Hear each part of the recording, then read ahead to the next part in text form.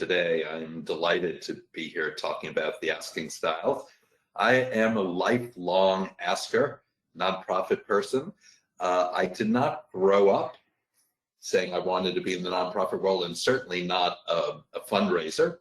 But I fell into it like many of us do. I went into the nonprofit world, and the next thing I knew, someone asked me to help with a special event, someone asked me to help with a grant, and I became a fundraiser.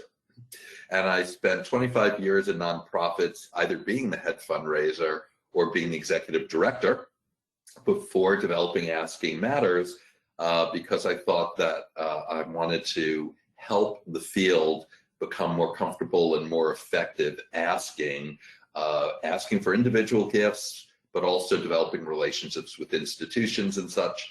And I thought I could make an impact that way. So I've spent the last 10 years training and coaching and such, but I still am asking for funds.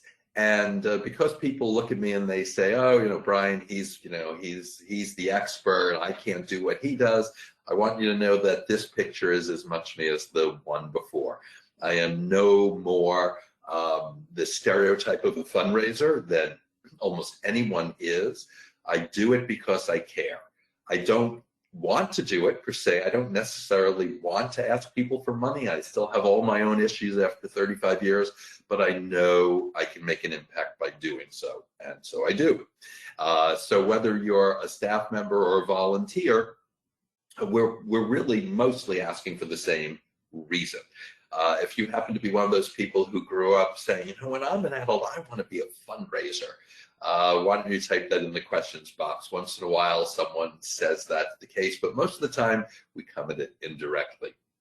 So today, we're going to talk about this key concept of asking styles that we developed at Asking Matters to help people be more comfortable and more effective.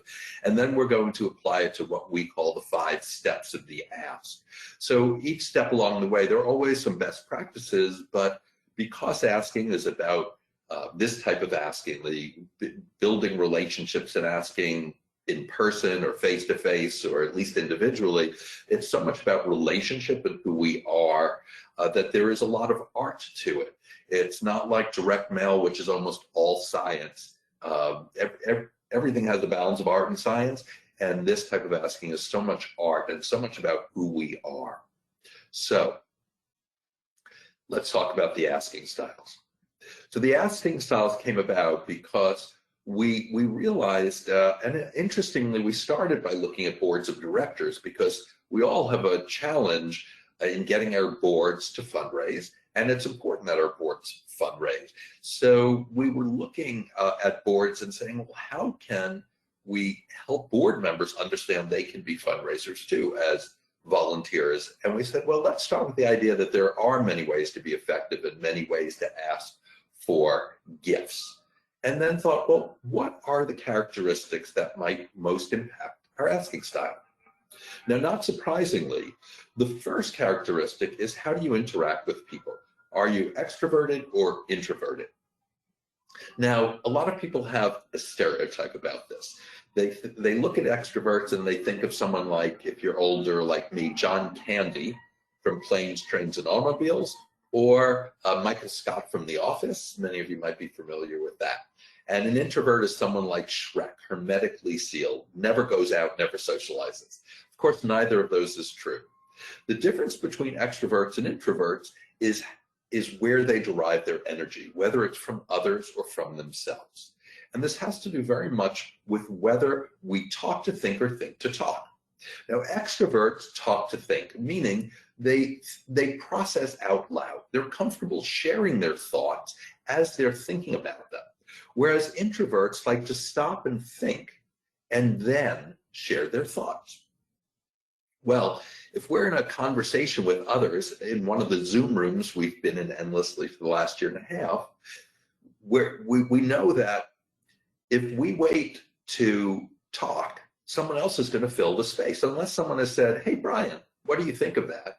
No one's going to wait for Brian to talk. So introverts speed up their thought process in order to be in the rhythm of a conversation. And this uses a lot of energy. So whereas introverts can be perfectly social and enjoy being with people, it often can use up their energy because of needing to speed up that process. This impacts tremendously your comfort in meeting new people, having discussions with donors, and so forth. Very key to fundraising. The second is, how do you take in information? Are you analytic or intuitive? Do you start with data and then derive the idea? Or do you start with an idea and then you see if the data supports it? And this is going to impact why you care about your organization in the first place, what's brought you to it, either as a staff member or volunteer, and how you're going to talk about it. And we'll come back to this, and I'll give you some examples of how this impacts how you talk about your organization. When we put these together, we get the 4 asking styles that Asking Matters: Rainmaker, Go-Getter, Kindred Spirit, and Mission Controller. So I'm going to talk a little bit about each, and then I'm going to launch a poll and ask you which you think might be your primary asking style.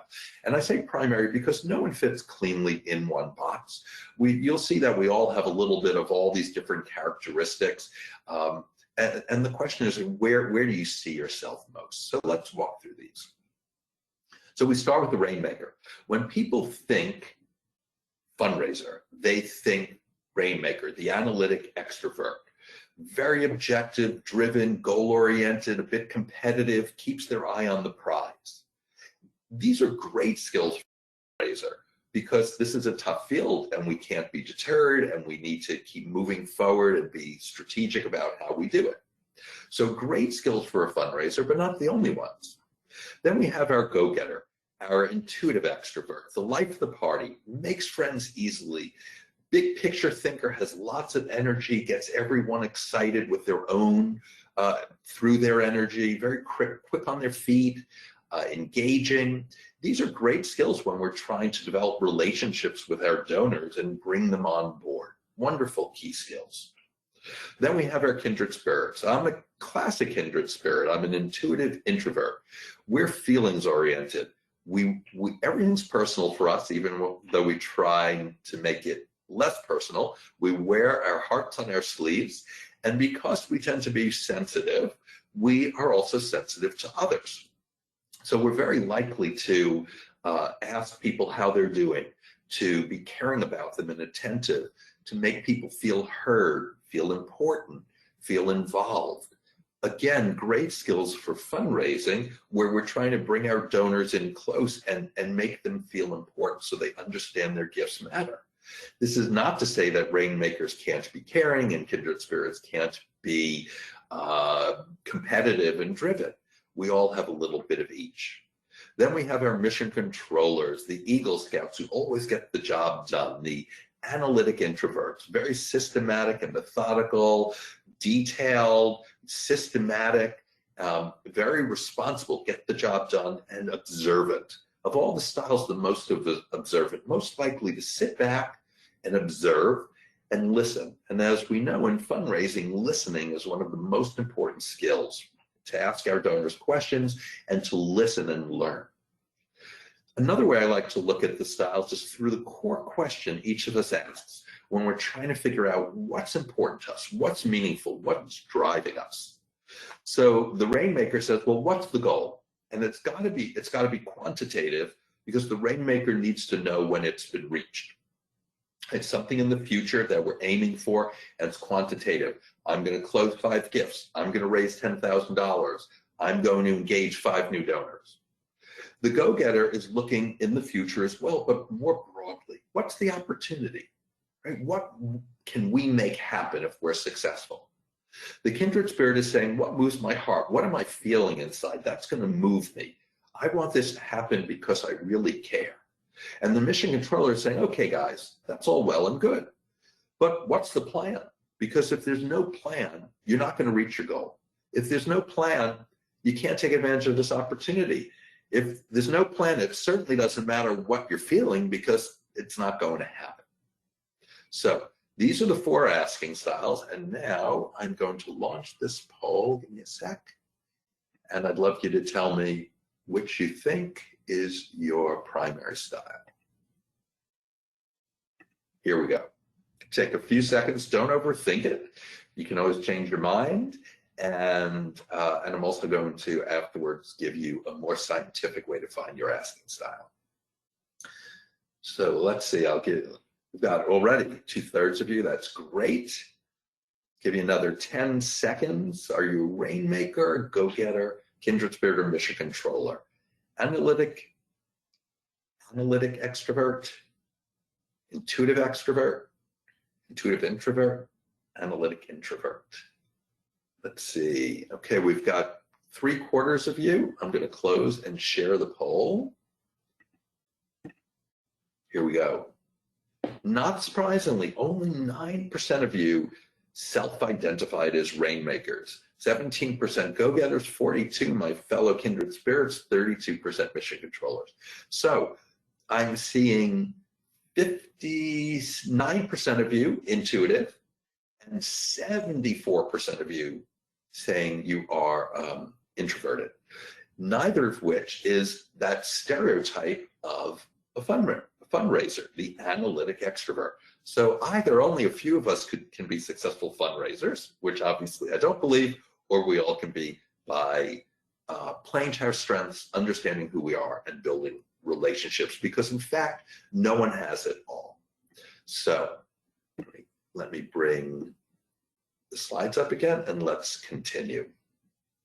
So there is a more scientific way to find your asking style, and I hope you will all do so. At Asking Matters, there's a 30-question true-false assessment. It's free to everyone. You just click on Find Your Asking Style on any of your devices, and you will get a primary and secondary result. It will say, you know, primarily, for me, I'm primarily kindred spirit, and I'm secondarily mission controller. So looking at the graph, the grid behind me, it shows that I am dominantly an introvert, but I do have some analytic. And it really is very true to who I am, because I am definitely here. I don't particularly like the analytics, but I can do them. And I'm organized when I have to be. So I end up leading things a lot. And it's not because I want to. I'm a bit shy and I'd rather not lead things.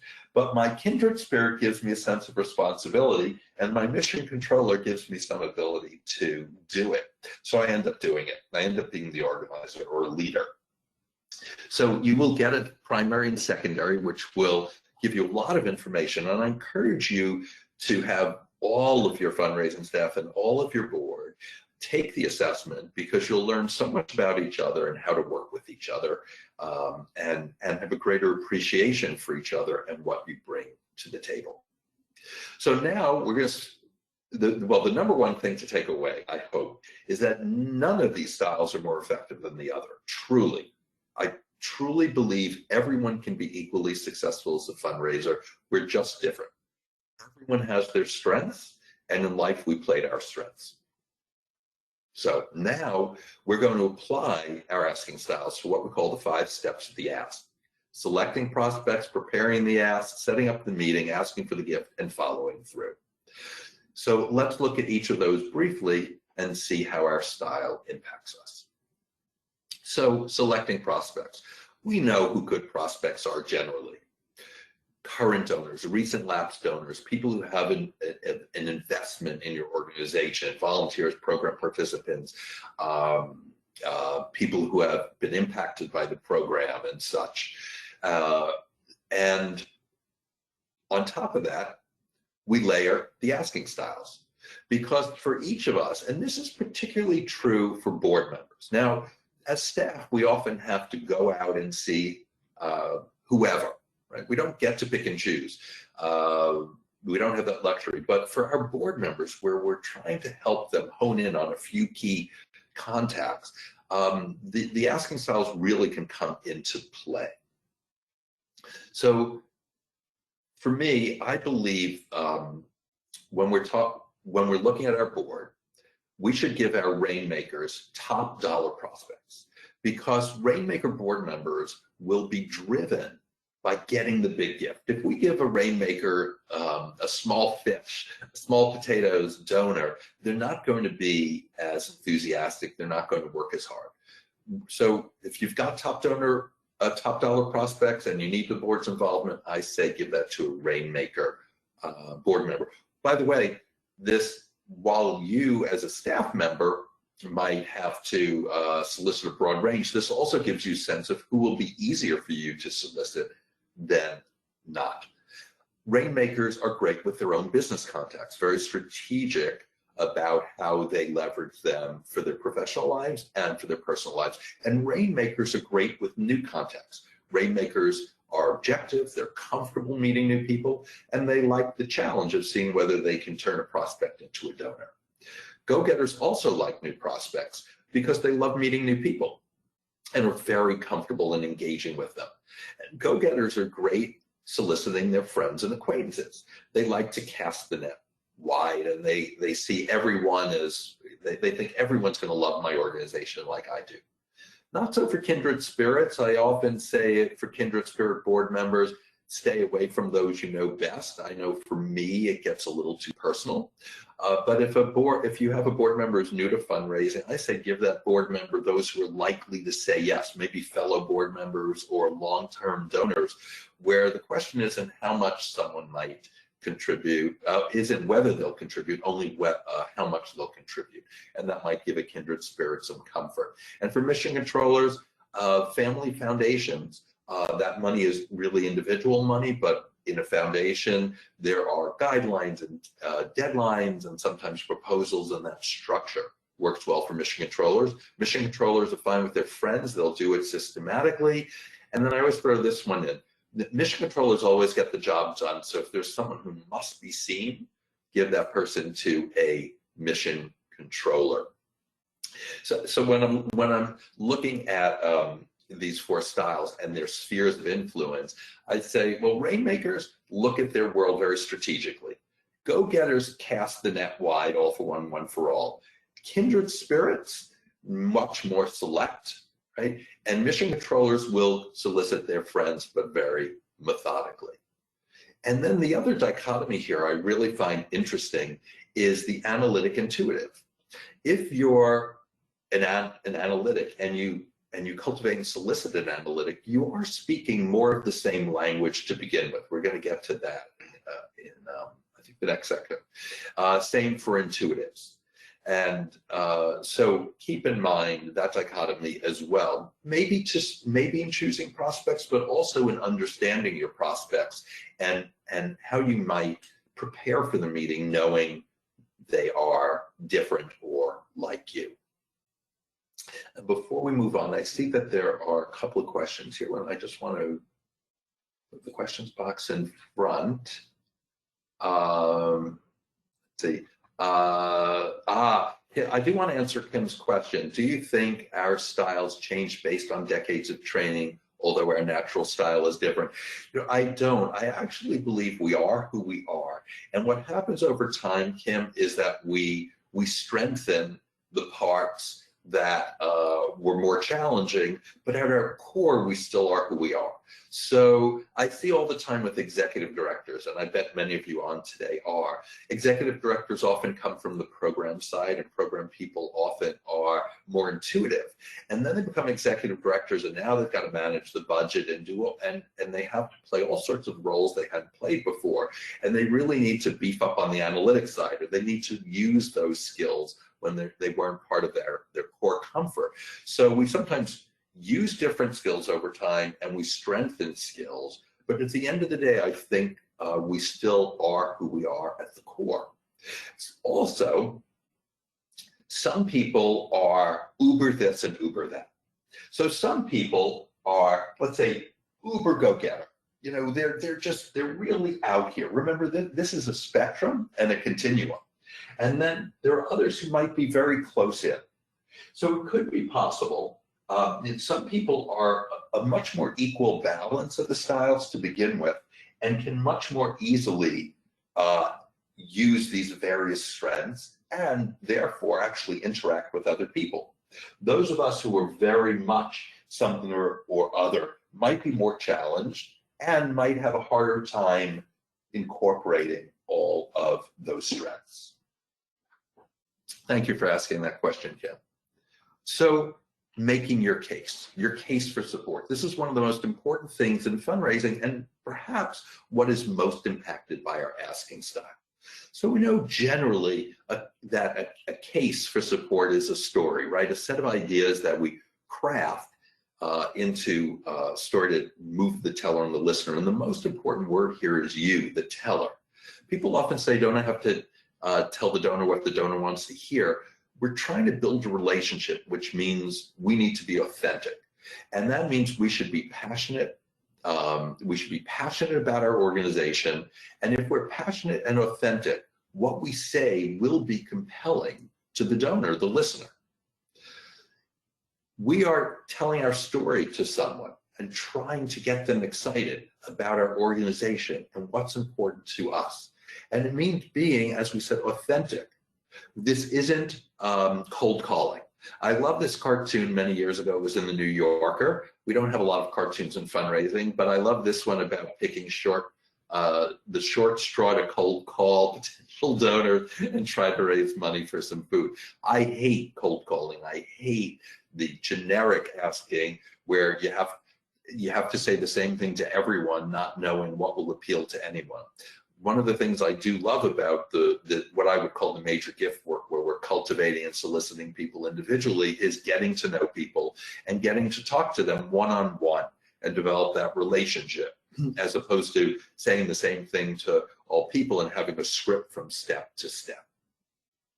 So we have best practices of telling a compelling story, but then how are we going to tell that story? So the rainmaker is going to use facts and figures and outcomes and goals and strategies to tell what I would call a vision and outcome story. We want to focus on the future and on the outcomes of the organization, but we tell our story differently. The go-getter is going to tell a much more general big picture story. As a matter of fact, this is an area where the go-getter has it easiest. Go-getters can often tell that big picture visionary story without a lot of work. Kindred spirits are more likely to talk about mission and to tell participant stories of one person or their own story, their own journey, and how the organization has impacted them. Something very personal. Whereas the mission controller is going to use methods, systems, and plans to say, this is how we have an impact and fulfill our mission. Each of us is going to tell a story, but we're going to tell a different story based on our style. And it's important to embrace that. I often do an exercise at a board retreat where I ask everyone to go around the table and in 75 words or less, make a quick case for support. And everyone comes away saying, oh, I like so-and-so's, I like so-and-so's. Everyone likes everyone else's better. And the bottom line is they're all good. They're all good if they're your own story. Now, do they sometimes need some work? Do we need to make them more compelling, shorter? Do we need to make them more visionary? Yes. But what's most important is that they're in one's own words, and those words are going to be different based on our asking style. So there's tons in preparing the ask that we could talk about, from trying to figure out how much to request, to doing research, and all of those things are impacted by one's asking style. But here we're just having one example really per section. So now it's time to set up the meeting. So setting up the meeting is often the hardest because that's actually where the rejection's going to come. Now, if you set up the meeting the right way and your donor is coming to the table knowing that you're going to ask for a gift, virtually no donor is going to come to that meeting only to say, no, Brian, I won't make any gift. I won't make any gift of any amount, anytime, goodbye. Where the rejection often comes is in our trying to set the meeting. So the question is, how do we set that meeting? Well, over the years, people have said, you gotta call, you gotta call. And I always say, no, I'm not going to call. I hate the telephone. I'm a kindred spirit. And well, now I say that. I didn't know that 30 years ago. There are different ways to communicate, and I'm a firm believer we should communicate in the way that best suits us. I also will say today, it's very hard to get people on the phone. A lot of people only have a cell phone. And are you going to call them on their cell phone? Do you know them well enough to call them? There are a lot of questions there, and millennials and all of our up-and-coming senior fundraisers are millennials, right? Millennials find the phone the least comfortable form of communication, speaking on the phone. So if we want our millennials to be successful fundraisers, we've got to give them other options anyway. But based on your asking style, different forms of communication are going to work for you. The Rainmaker, always most strategic, will figure out, am I going to call, am I going to write, am I going to text, am I going to send a letter, what am I going to do based on what's most strategic. The go-getter is most likely to be comfortable and call on the spur of the moment. As a matter of fact, there are a couple of people who call me out of the blue, and they're almost always go-getters. Amazingly, they just call. I've done, I don't know if any of you are from the Chicago area. If you do, give me a shout out in the questions box. I was in Chicago 15 years and worked with Northwestern Settlement House the last 30, where Ron Mandershai just retired as a CEO. He and I have been in more than 1,000 meetings together. He's a go-getter. And I was, at one point I worked there, I've been a consultant forever. So I'd sit on one side of the desk, Ron would sit on the other, and I'd have a call list. And I'd say, okay, it's time to call Kathy and Mike. And Ron would simply pick up the phone and call them and say, hi, Kathy and Mike, I'm sitting here with Brian, and we want to set a time to come talk with you about a gift for the campaign or something like that. Now, he was a go-getter, is a go-getter. If the tables were turned and I was on the other side of the desk, I would not be calling. So Ron benefited from my mission controller organization lining everything up, and Ron made the calls. Well, that's great. So Matt said we just started a partnership with Rowe Middle School. That's great. Let's see. Maria says if you're trying to contact a grant maker or someone of sort, you're more likely getting a response from a phone call rather than email because of sheer quantity. There are things you can do to work through to become confident. There are things to work through, Maria, but I can tell you at the age of almost 59 that I still find the phone daunting, even with people I know. I just do. And I can write these beautiful emails, getting down to the kindred spirit box, beautiful, heartfelt, personalized emails, start to finish, which really make an impact.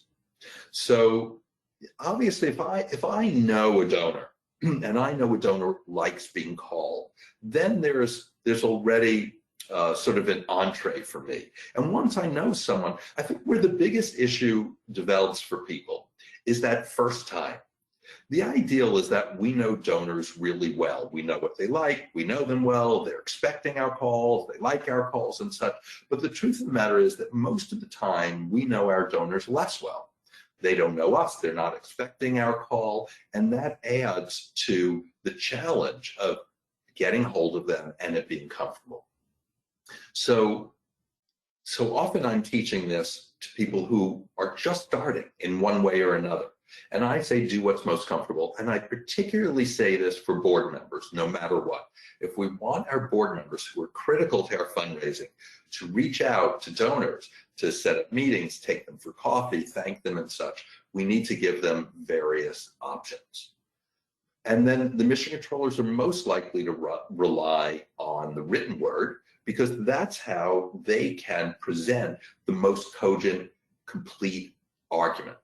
And also mission controllers, they have a plan in mind, and if the meeting goes in a different, if the call goes in a different direction, it's harder for them to tack.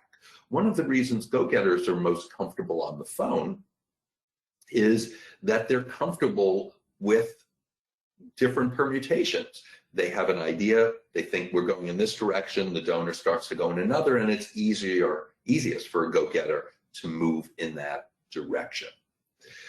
Charlotte says, what should you say in your voicemail if they don't answer the first phone call? So let me hold that question for the end and see if I have time, because I don't want to shortchange it. So permission to reach out in a way that's comfortable and effective for you. If it's not comfortable and it isn't going to be effective, and it's not going to land well with the donor. So I do believe that you should do what works for you. Now, of course, if you try to get a donor by email and the donor doesn't respond, you might have to try something else. So let's say my comfort zone is in an email. I will send an email once, I might send a follow-up email, and then I will call and say, I sent some emails, but I thought I would call and try as well. We do need to try different methods over time if we cannot reach our donors. The other thing I want to touch on here in setting up the meeting is the potency of the asking styles in partnering to develop relationships and steward donors. I'm a big believer in partnering. I just mentioned my buddy Ron in Chicago. More than half of all the solicitations I've made have been with a partner. And I think partnering to cultivate and solicit donors is powerful because we build multiple connections between the donor and the organization. And the more connections a donor has with the organization, the more threads, the stronger the relationship will be. The ideal, all other things equal, is to partner diagonally across the grid. So as a kindred spirit, my best partner is a rainmaker, actually a rainmaker go-getter, because I'm a kindred spirit mission controller. So you might look at the grid and see it as a way to figure out who you should partner with. More likely, you've got someone you're partnering with already, you don't have that many choices, and you can use the asking styles grid to figure out how you complement each other, who might play each role, what the challenges might be. You can even lay out, let's say, here we are, Ron and I, go-getter and kindred spirit. What happens if we're going to see a mission controller? How might the dynamic of that meeting be impacted, right? Depending on the style. I mean, a donor isn't asking, but a donor is more or less introverted, extroverted, analytic, or intuitive, just as we are. And if you can figure that out a bit, you can figure out how the meeting might play out given your various styles. Then we come to asking for the gift. So at Asking Matters, our third framework, we've got the asking styles, we have the 5 steps of the ask, and we have this arc of the ask developed by my co-founder, Andrea. And this is a framework for walking through just about any meeting. And while we don't do that in detail here, we do during, I think, the Awesome Ask, one of my longer webinars coming up for Charity How To this fall. This framework, as I said, works for anything, for a phone call, for video chat, for an in-person meeting, whether you're asking for a gift, getting to know someone. We're always settling in, getting on the same page now that we're together, confirming why we're there. Then we're exploring as donors. Then we're asking for whatever it is. And the ask could be for another meeting. The ask could be to open a door. The ask could be for in kind. It could be for anything. It could be for a gift. Then we explore their response and we confirm at the end. From the beginning, our asking style is going to impact us. Extroverts have an easier time opening up a meeting. Ron always opened for us because it always took me as an introvert a few seconds to just get comfortable in the environment. Now that environment was almost always an in-person meeting. We really strove for those. Hard today with COVID, of course. We strive now for video chats where we can, and those can be even harder to get in the moment, right? Because people are looking at their screens, they're multitasking, they may be in their homes and have distractions. So much easier for extroverts, and something to keep in mind. So as an introvert, I often come up with questions in advance that I might ask as we're settling. How's the family? How's work? I think of someone's personal life, and I think of some questions I can ask about them. So we walk through this, we're not doing this in detail, and then we have to segue to the ask. We have to take the conversation, turn it to making our case and making the ask. So we're each going to make a different case for support, right? To tell a different story based on our style. And we're all going to have a challenge at that point. It's very difficult to turn that conversation. So the rainmaker often does it too soon because rainmakers aren't big on process. Go-getters resist closing. Oh, we're having such a great time. Why ruin it by asking for a gift? And that's if you go-getters even are aware of that. You're so in the moment, which I love about go-getters. It always was up to me to say to Ron, hey, Ron, we got to move on. got to move on. Mike and Kathy love being here with us, I know, but this is a meeting, we've got to move to the next step.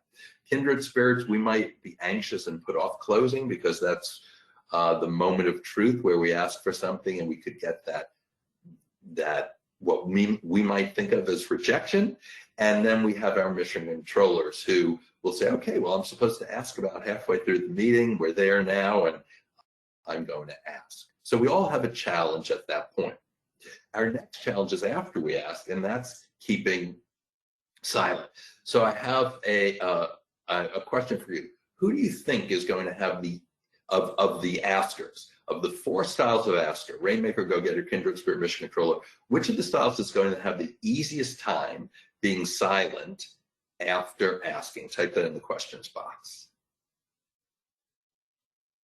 Let's see, who do you think is going to have the easiest time being silent? Melissa said, LOL, hilarious comment about rainmakers and asks definitely resonates. I'm sure we are what we are. So let's see, what are we getting here in terms of responses? A wide range, Rainmaker, Mission Controller, Kindred Spirit. No one's mentioning Go-Getter, which probably makes sense. Bunch of Mission Controllers coming up. So here's what I think as you're typing those in. Let's see, more Mission Controllers, Kindred than Mission Controller. So this isn't scientific, but I have been sleeping, eating, breathing the asking styles for a decade now. I think it'll be challenging for the Rainmaker who will want to go on and use the facts, but strategically will remember not to. I think it'll be hardest for the Go-Getter who has a tendency to go on and doesn't like the silence and will want to fill it. It'll be a little easier for us Kindred Spirits who are glad to have it over, but we might go, whew, right? But we might talk because we're anxious, and I know that's a challenge for me sometimes when I'm nervous. I talk too much, and it will be easiest. And many of you got that for the Mission Controller who will be glad to sit back. Now I'm in my comfort zone. I can listen, and also will follow the rules. And the rule says you need to be silent after asking. So knowing that going in, we can adjust for it. Right now that I know that, okay, I know that I want to fill this space due to anxiety, I can think of ways not to. And one of the key things, actually, I talk about this often, is having a sip of water. And so often, this is my #1 prop in fundraising. Would you consider, Mark, would you consider a gift of $5,000 for annual campaign? And I pick up my water, and I put down. And often in those 5 seconds, it's enough time for Mark to respond to me. So knowing where our trouble spots are in the meeting based on our asking style lets us practice those to get better, maybe rely on our partner to help us get through that moment, or just be self-aware. And last but not least, we have follow-through. We're just touching on it for a second here, but what happens after the meeting? Rainmakers, great on tying down the details and strategizing, but really they want to go on to the next sale because it's closing that gift and raising that dollar that resonates most for the Rainmaker. Go-Getter, great about big picture, about big gestures, personal thanks, will want to have an ongoing relationship with the donor and become friendly with the donor, but often rushes through and isn't strategic enough. Kindred Spirit makes donors feel appreciated. If anyone's going to write a handwritten note, a Kindred Spirit will. My problem for years was that I didn't want to let anyone down. And so I focused too much on certain donors and not necessarily on the top donors. And I really had to train myself. This is my job. I need to spend the most time where I'm going to get the most reward. And Mission Controllers, great on all the details, write the best contact reports, which we really need in our business so that we have a history of what's happened, but can be methodical. If anyone's going to copy and paste a thank you note, it's a Mission Controller. And so I'm always telling Mission Controllers, please customize everything, make everything unique, because that's what these relationships and these gifts are about. So as a bonus material today, we've got a chart on how to support each asking style, which is really important for your board members, again, if they're going to help you fundraise. Each one of them is going to need different information, different guidance, different training and practice in order to be comfortable and effective. So before I take one or two more questions, I know Charlotte had a question. I want to remind you that Charity How To always asks you to fill out surveys. One will pop up when we're done here today. Please fill it out so they can continue bringing you the best webinars. Two, if you want to keep in touch with Charity How To, if you're new to them through this webinar today, you can keep in touch through LinkedIn, Facebook, and Twitter, and also on their blog, where they have lots of wonderful resources by fellow fundraisers in the field. If you want to reach out to me, Brian at askingmatters.com. If you want to email me, please go to askingmatters.com for the assessment and for all sorts of other free materials. And actually, I actually now have my own site, briansaber.com, through which I do all my trainings and workshops and things like that. So as we finish up, let me answer Charlotte's question. What do you say in a voicemail? If you don't get the first phone call, you do leave a voicemail. I only leave a voicemail once. If I try again and I don't get the person, I hang up. So I say who I am. I say I was reaching out. I was hoping. It depends on what you were asking for. If it's for a meeting, I was hoping to set up a meeting. I was hoping you would consider sitting down with me in person to talk about a gift. Here's my number, but I will try you again. As I said, I rarely leave voicemails. I try to do most of my work by email, and almost everyone is on it today and uses it. So I'm more likely to do that. But that's what I would say in a voicemail. Okay, I don't see any other questions. If you do come up with any that you didn't ask here, please reach out to me, Brian at askingmatters.com. Thank you so much for being with me today, and I wish you all the best in your fundraising. These are not easy times. It's never easy to fundraise. Now it's more challenging than ever, but your work is more important than ever. So thank you. Well, thank you, Brian, and thanks everyone for attending today's webinar. As Brian mentioned, once you log out, you will receive a survey on the presentation. We would really appreciate it if you could complete it and provide your thoughts on today's webinar. Additionally, I posted a link to the questions box where you can submit a short video testimonial about your learning experience with Charity How To. You will get a live premium webinar for free, and also a chance to win an annual gold membership, and it's not there, but also a $500 Amazon gift card. So make sure to take advantage of this. And that's it. Have a wonderful rest of your day.